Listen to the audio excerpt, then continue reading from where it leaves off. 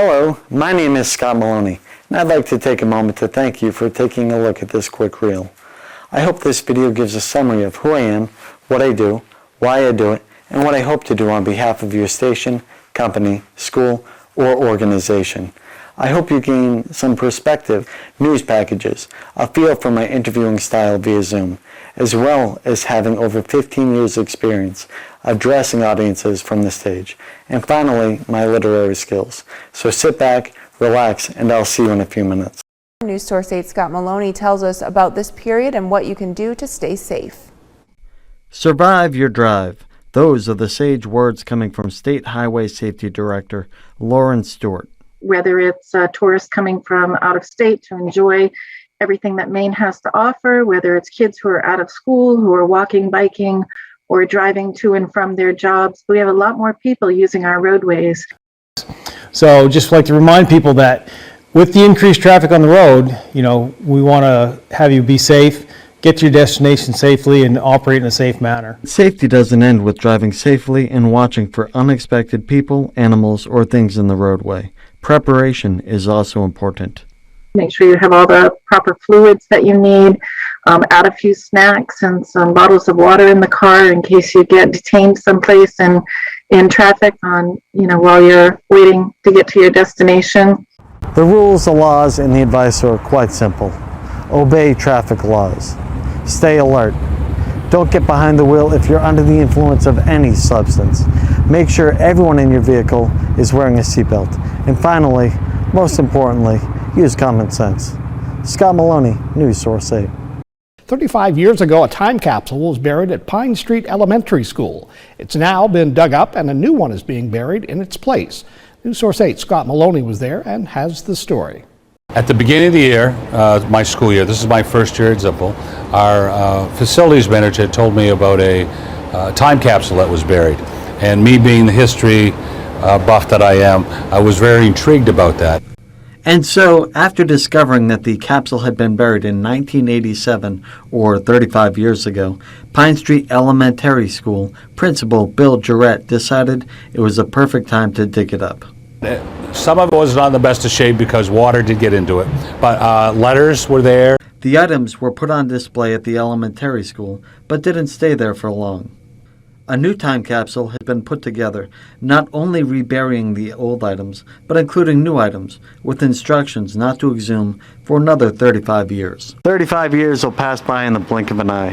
Who knows what changes will come to the county and the country in that time. To paraphrase a 1980s pop cultural icon, life moves pretty fast. If you don't stop and look around, you could miss it. From Pine Street Elementary School, Scott Maloney, News Source 8. And campers have been arriving at Watkins Glen for a couple days now, waiting for the events to start. If you didn't get your ticket, don't worry, there's still time to do so. Our 18 News reporter Scott Maloney has more. There's already a large population of NASCAR fans, vendors, and employees here at Watkins Glen International. I spoke with president of the track, Michael Printup, about what to expect this weekend. Well, Friday, Saturday, and Sunday will probably have the most excitement you'll see in NASCAR this year. And what sets Watkins Glen apart from other NASCAR tracks? And why is this particular race so important? Being a road course, you can keep selling tickets. That's why we don't have a capacity here, because we're the second last race to the playoffs. So for the drivers to make the playoffs, they got this weekend and next weekend to do that. And before I left, I had to ask Printup how he would describe Watkins Glen. The best racetrack in the world. Printup says there are still tickets available for purchase at theglen.com. From Watkins Glen International, Scott Maloney, 18 News. 18 News' Scott Maloney spoke with her and why she chose to film her movie here. Lights, camera, action! On Tuesday morning, Elmira's Beecher Street from Collins to Herrick Street will be blocked off and remain that way for the majority of the day. It won't be shut down because of road work or construction or any emergencies. A hybrid short film that's part drama and part mockumentary will be filming on location throughout the southern tier. Basically using tropes of both narrative and documentary and just kind of blending them, so it's a narrative story that kind of creates a framework around something that evolves into a documentary.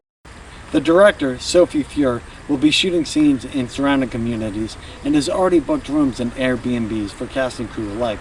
From Beecher Street in Elmira, Scott Maloney, 18 News, and that's a wrap. A couple of big concerts will be filling the Elmira air with music tomorrow night. But with those big concerts means a lot of people out and around the streets of Elmira. Our 18 News reporter Scott Maloney is live from downtown Elmira with what you need to know if you plan on heading out tomorrow night. Good evening, Scott. I'm coming from downtown Grind, where it's another calm evening. In less than 24 hours, the energy in Elmira will be nothing short of electric. As the Jazz Festival, the Alive After 5 concert, and the standard hustle and bustle of the city will create a perfect storm for a great night. I spoke with an employee at a local business who says she's expecting a busy night. It's our first and half year here. I'm really excited that we get involved with the community of Elmira. We really care, and then Elmira people is very nice to us. That's why we success from today, and that's why we success. Yeah. The main street in the heart of downtown is where the event will be, and the street will be closed from Water Street to Gray Street, and you will have access to the streets, but you won't be able to turn in a car on North Main Street. Street parking is if you can find it, and as always, the Centertown parking garage will be available.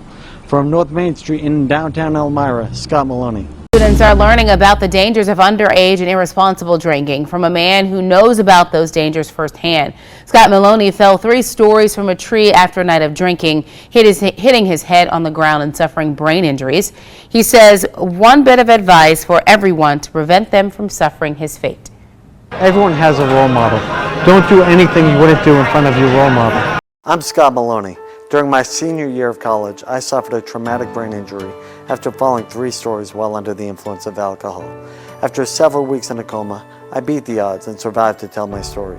You might not be so lucky. As graduation season approaches, celebrate this milestone in your life without drugs or alcohol. One bad decision almost ended my life. Don't let one bad decision end yours. Finally, not only am I a 2-time author in the Chicken Soup for the Soul series, I've also had numerous papers, essays, and articles published, as well as a best-selling memoir. I have the attitude, aptitude, and skill set to bring your station, company, school, or organization to a new level of success. Until we meet in person, I'm Scott Maloney. Thanks for watching.